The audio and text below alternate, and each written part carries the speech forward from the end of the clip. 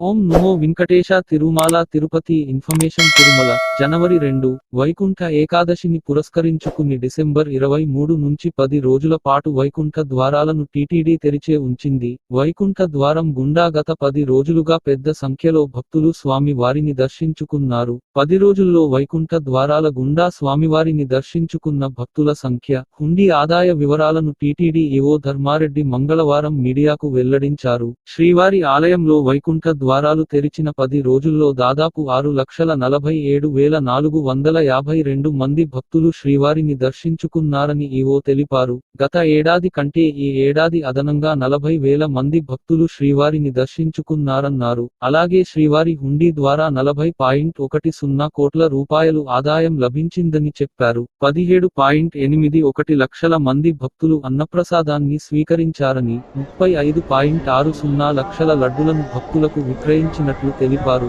2,13,000 మంది భక్తులు శ్రీవారికి తలనీలాలు సమర్పించి మొక్కులు చెల్లించుకున్నారని టీటీడీ ఈవో ధర్మారెడ్డి వెల్లడించారు. ఓం నమో Venkatesa. Like and share, subscribe my channel please.